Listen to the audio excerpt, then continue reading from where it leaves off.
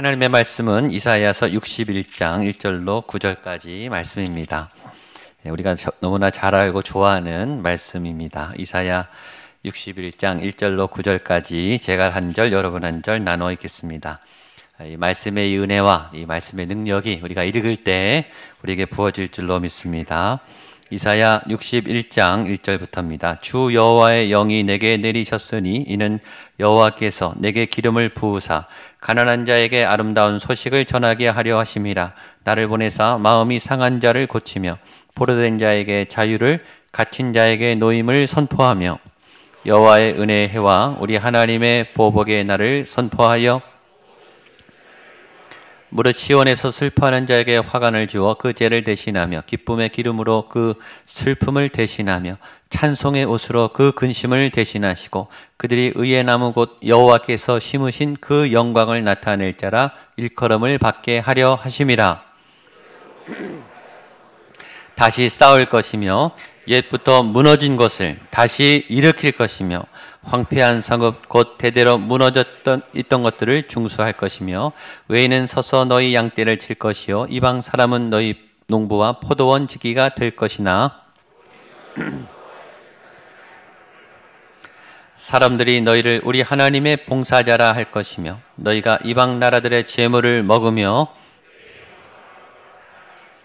너희가 수치 대신에 보상을 배나 얻으며 능력 대신에 몫으로 말미암아 즐거워할 것이라. 그리하여 그들의 땅에서 갑절이나 얻고 영원한 기쁨이 있으리라. 정의를 사랑하며 불의의 강탈을 미워하여 성실히 그들에게 갚아주고 그들과 영원한 언약을 함께 있겠습니다. 그들의 자손을 문 나라 가운데 그들의 후손을 만민 가운데 알리리니 무릇 이를 보는 자가 그들은 여호와께 복받은 자손이라 인정하리라. 뜻이 얼마나 좋은지. 하나님이 나와 함께 하시고 하나님이 우리와 함께 하시고 우리 옆에 분에게 한번 인사하시죠. 당신의 하나님이 임마누엘이십니다. 하나님이 당신과 함께 하십니다. 아멘. 저를 한번 따라 선포하겠습니다. 하나님이 우리와 함께 하십니다.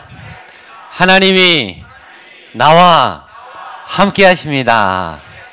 아멘. 지금 여기서 우리와 함께 하시는, 여러분과 함께 하시는 이 예배 가운데 하나님의 영으로 함께 하시는 그 하나님을 만나는 예배가 되기를 축복합니다. 크리스마스 하면 선물이 생각이 나죠.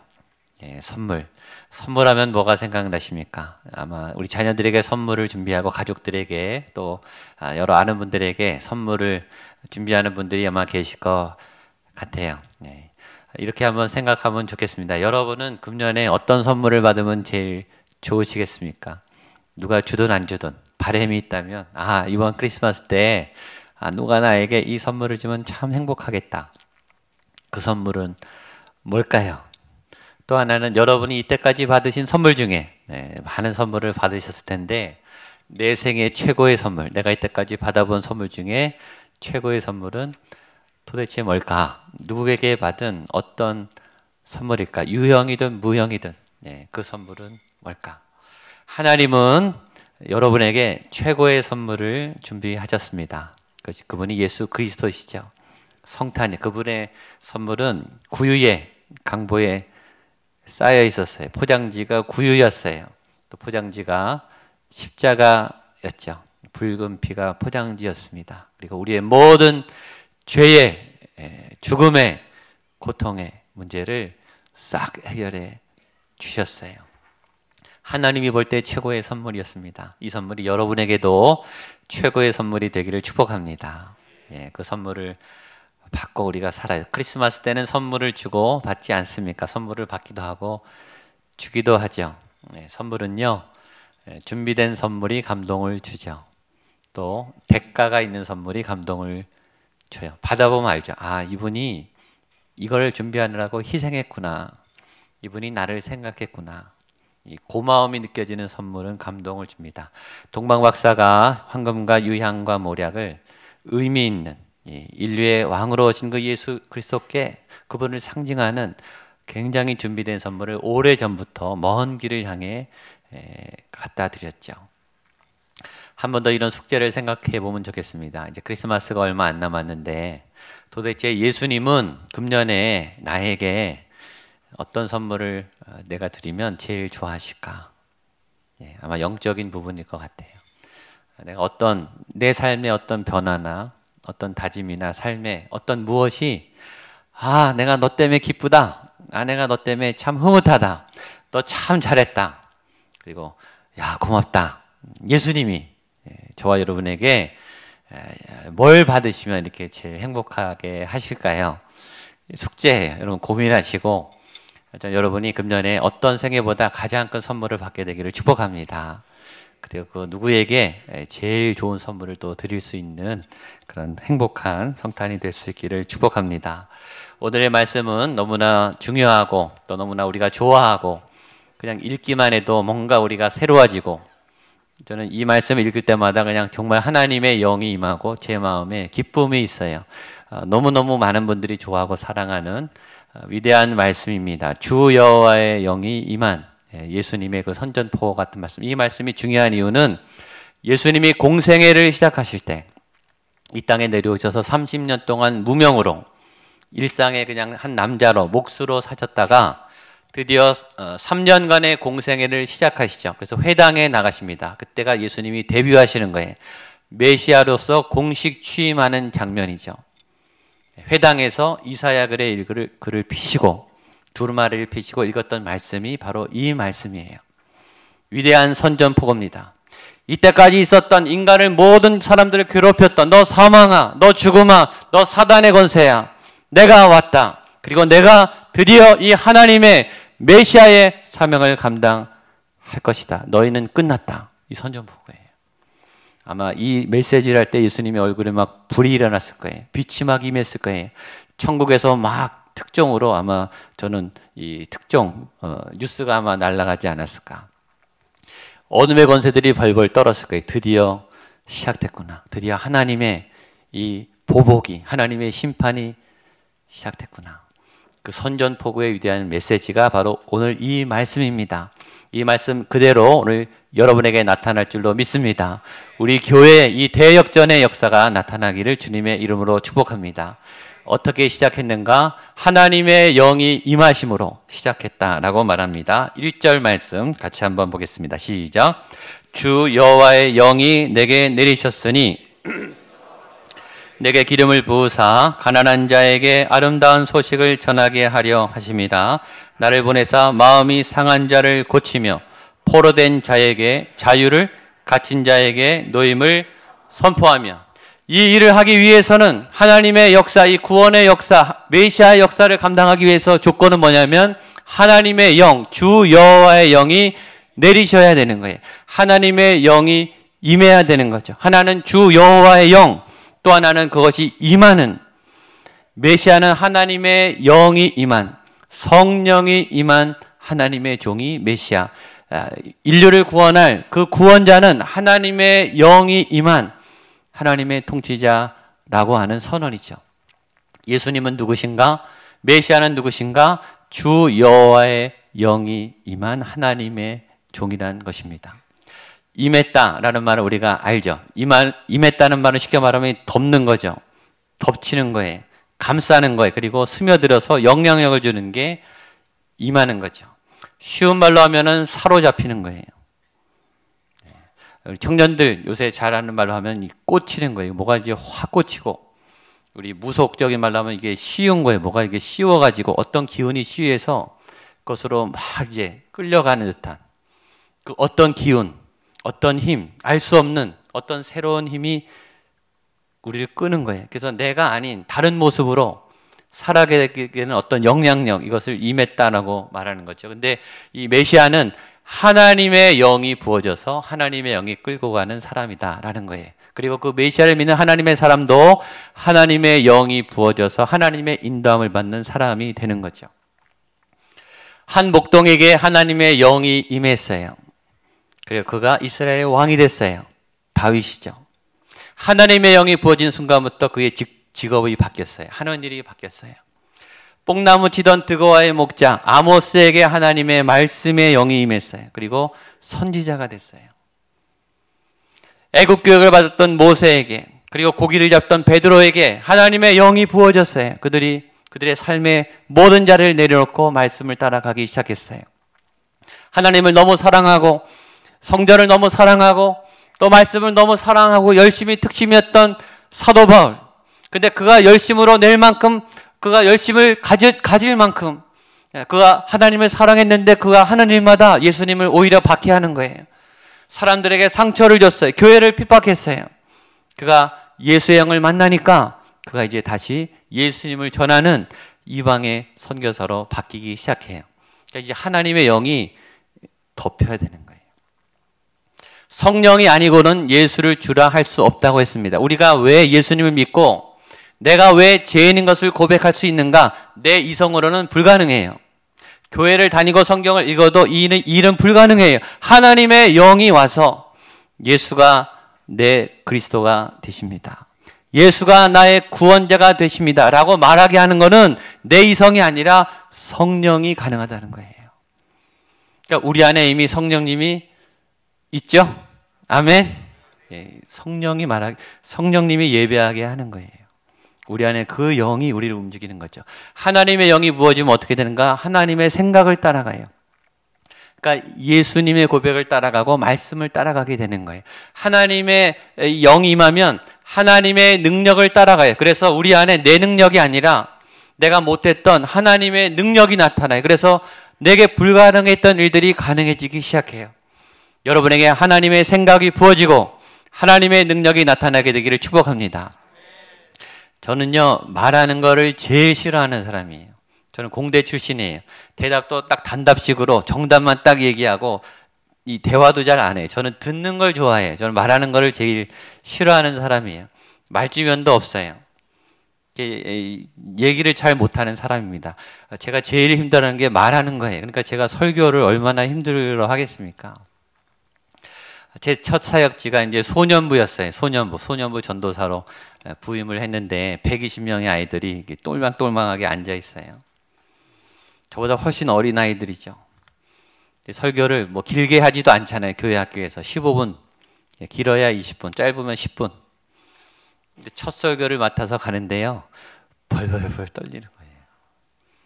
제가 이 말을 잘 못하니까 바들바들 떨면서 했던 기억이 나요. 그래서 제가 매일 아침 옥상에 올라가서 계속 읽었어요. 이 발음 연습. 제 발음도 별로 안 좋고 막 이 혀가 꼬여가지고 막 말이 계속 헛나오는 거예요. 실수가 많았어요. 제가 어른들 앞에서 설교했던 그 첫 설교에 제가 어떻게 했는지 아마 다 모르실 거예요. 제가 한 1000명 정도 앞에 놓고 설교를 하다가 쇼크가 왔어요. 아세요? 설교하다가 저는 그때 성령님이 임한 줄 알았는데 그게 쇼크였어요. 너무 긴장해서. 그러니까 허리에 힘이 빠지니까 이게 쓰러지는 거예요. 설교하다가 쓰러졌어요, 제가. 설교를 하다가 중간에 제가 너무 힘이 빠져서 더 이상 설교를 못 하겠습니다. 그리고 사람들이 와서 저를 싣고 내려갔어요.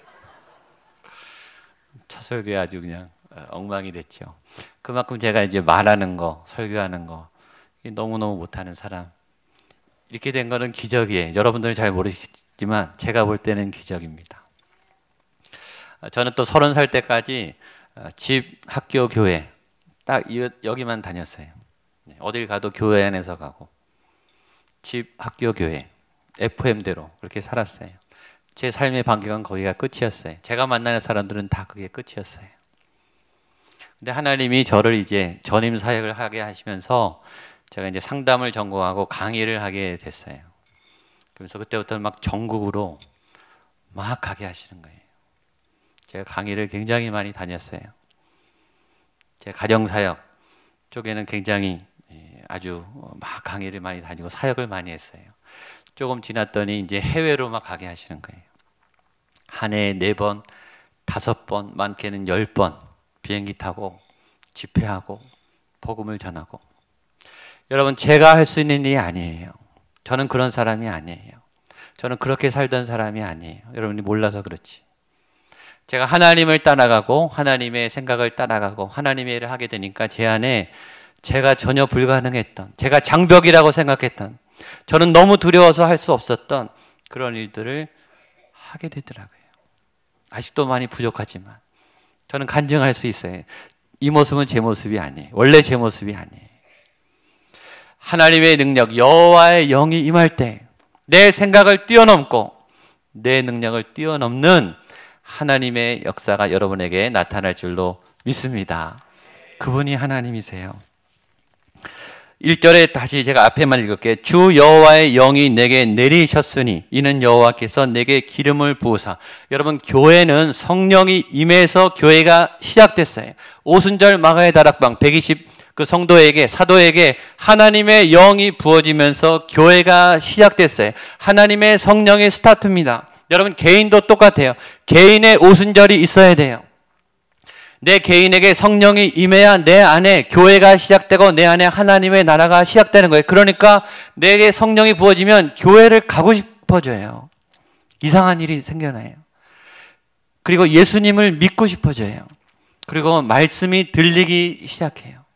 여러분, 눈이 있다고 다 성경을 보는 게 아니에요. 공부를 잘한다고 성경을 잘하는 게 아니라 성경은 영이 열려야 열리는 거예요. 이게 보이기 시작한다니까요. 그리고 내 죄가 인정이 돼요. 내가 얼마나 비참하고 내가 얼마나 간사한 사람인지 내 악이 막 드러나요. 그걸 인정하게 돼요. 인정하지 않잖아요, 우리가. 부인하고 도망가는데 정말 내가 죄인이구나 라는 깨달음이 막 와요. 인정하고 싶지 않은 내 자존심하고 막 싸우다가 성령님이 나를 막 깨트려요. 예수님이 막 믿어지고 성경이 믿어져요. 여러분, 성경이 믿어지십니까? 이게 성령의 역사인 줄로 믿습니다. 여러분, 성경 안에 모순이 있을까요? 없을까요? 많습니다. 모순이 많아요. 여러분, 성경은 모순 덩어리에 몇천 개도 찾아낼 수 있어요. 한쪽은 하라 그러세요. 한쪽은 하지 말라 그래요. 부모를 공경하라. 맞죠? 부모를 떠나라 그래요. 예수님을 믿는 즉시 부모를 버렸어요. 제자들은. 부모랑 원수가 될 수도 있다. 살인하지 말라. 한쪽은 다 죽여라. 모순된 하나님을 만납니다. 성경에는 내 이성과 논리와 이 땅의 학식으로 도저히 풀리지 않는 수수께끼 같은 그런 엄청난 모순이 굉장히 많아요. 이해되지 않아요. 그런데 그 말씀이 받아들여지는 거예요. 그게 신기한 거예요. 그게 믿어져요. 여리고가 무너진 걸 보지 않았는데 홍해가 갈라진 걸 누가 봤어요? 그럼 어떻게 처녀가 임신을 합니까? 말이 돼야죠. 근데 그게 그 믿을 수 없는 사건이 믿어지는 거예요. 그게 하나님의 성령의 역사예요. 그래서 예배를 드리는 거죠. 그 예수님이 믿어지고 말씀이 믿어지면 거기서 벗어나서 사역을 하게 돼요. 사역. 그 얘기를 또 전하고 있어요. 그게 부르심이죠. 전도를 하고 있어요. 예수님을 믿으라고. 그게 사역이에요. 부르심에는 감동이 있죠. 세상에 72억의 인구가 있습니다. 그 가운데 천주교를 포함해서 교회에 다니는 인구는 16억, 17억이에요. 벌써 한 50억, 45억이 잘려나가죠. 그분들은 아직 예수님 안 믿어요. 그 교회 다니는 분 중에서도 본어게인 정말 예수님을 믿은 진짜 신자는 더 적겠죠. 여러분, 갈릴리에는 52km가 되는 거대한 해안을 따라서 수많은 수천 명의 어부가 있습니다. 다 부르신 게 아니에요. 거기서 베드로예요. 거기서 안드레예요. 4명을 뽑았어요. 아무나 뽑은 게 아니에요. 여러분, 여기에 있는 여러분은 아무나 뽑힌 게 아니에요. 누구나 이렇게 교회에 올 수 있는 게 아니에요. 하나님의 부르심이 없이는 성령이 함께하지 않으면 절대 이곳에 앉아 있을 수가 없는 거예요. 하나님의 인도하심, 여호와의 기름 부으심, 하나님의 영이 여러분에게 임하게 되기를 축복합니다. 그리고 그 영이 계속 여러분들을 인도하실 것을 믿습니다. 그러면 어떻게 되는가? 새로운 사람들을 만나게 돼요. 한 번 더 우리 1절로 3절을 읽겠습니다. 시작. 주 여호와의 영이 내게 내리셨으니 이는 여호와께서 내게 기름을 부으사 가난한 자에게 아름다운 소식을 전하게 하려 하심이라. 나를 보내사 마음이 상한 자를 고치며 자유를 갇힌 자에게 노임을 선포하며 여호와의 은혜의 해와 우리 하나님의 보복의 날을 선포하여 모든 슬픈 자를 위로하되 무릇 시온에서 슬퍼하는 자에게 화관을 주어 그 죄를 대신하며 기쁨의 기름으로 그 슬픔을 대신하며 찬송의 옷으로 그 근심을 대신하시고 그들이 의의 나무 곧 여호와께서 심으신 그 영광을 나타낼 자라 일컬음을 받게 하려 하심이라. 아멘. 하나님의 영이 부어지면 그 다음에 하나님의 일을 하게 되는데 어떻게 하게 되느냐? 하나님이 누구를 만나라 그래요.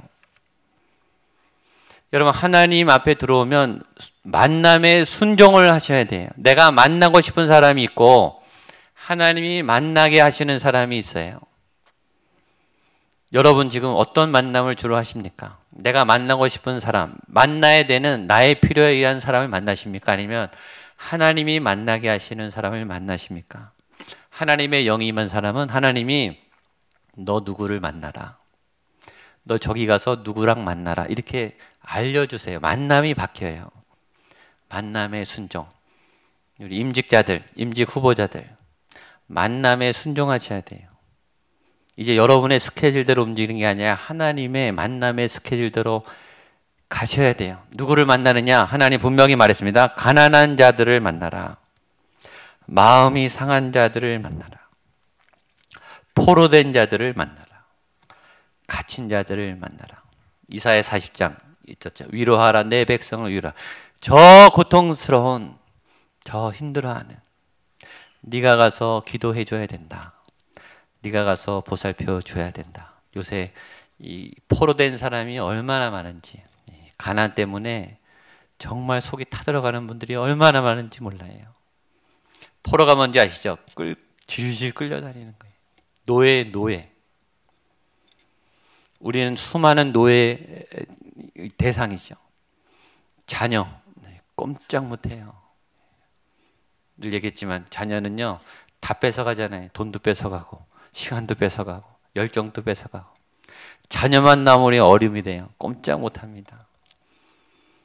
건강, 돈. 어떤 분들은 자기가 노예가 돼요. 자기를 벗어나지 못해. 자기 안에 전전긍긍해. 자기밖에 몰라요. 자기가 좀 건강을 해치고 뭔가 위기가 왔다. 쩔쩔맵니다. 끌려다녀요. 그렇게 힘들고 고통스러운 사람들에게 나아가라. 여러분, 에스겔이 준비된 말씀의 리더였어요. 하나님의 그 에스겔을 어디다 세웠느냐? 마른 뼈에게 보여준 거예요. 교회의 사역의 자리는 영광의 자리가 아니에요.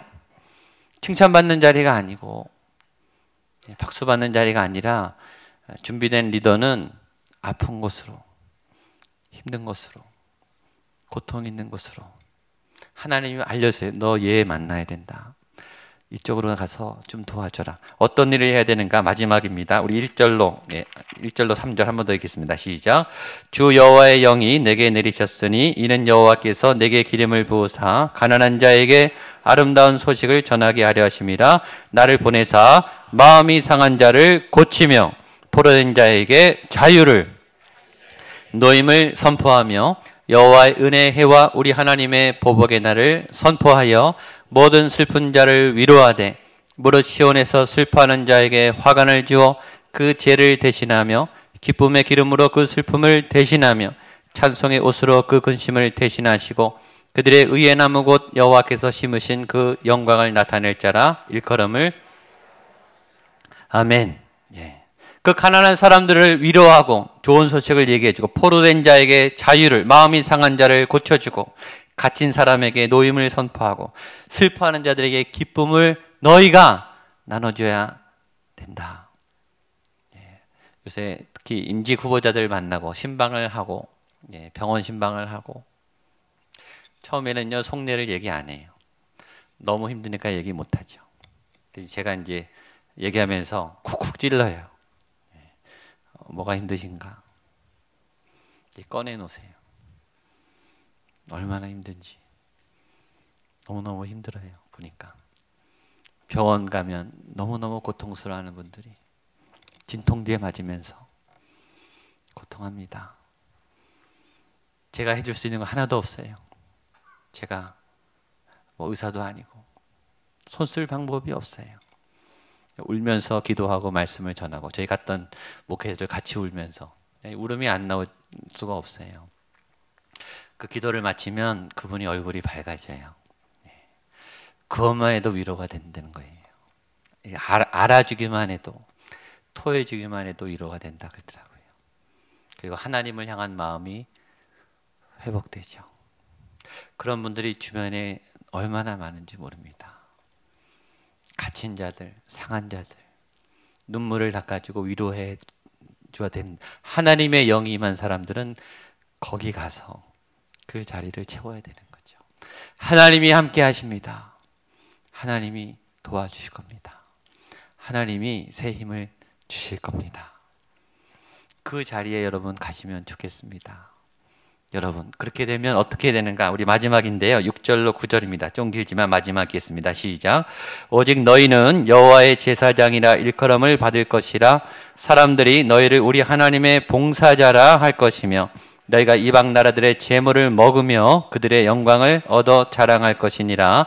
너희가 수치 대신에 능욕 대신에 몫으로 말미암아 즐거워할 것이라. 그리하여 그들의 땅에서 갑절이나 얻고 영원한 기쁨이 있으리라. 물은 나 여호와는 정의를 사랑하며 불의를 미워하며 성실히 그들에게 갚아주고 그들과 영원한 언약을 맺을 것이라.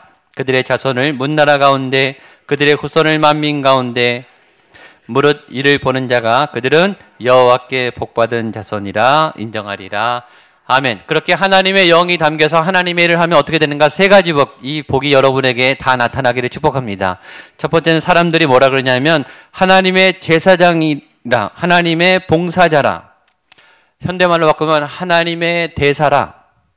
이거를요 안 믿는 사람이 얘기한다는 거예요. 안 믿는, 우리가 그 일을 하면 당신 하나님과 가까이 있군요, 하나님이 보내셨군요라고 안다는 거예요. 우리가 믿음이 있는지요 안 믿는 사람이 더 잘 안다는 거예요.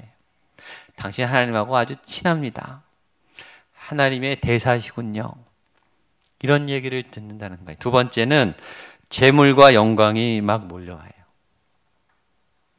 하나님께서 필요한 재물도 채워주시고 또 하나님께서 영광, 명예, 인정받는 거, 이 얼마나 좋습니까?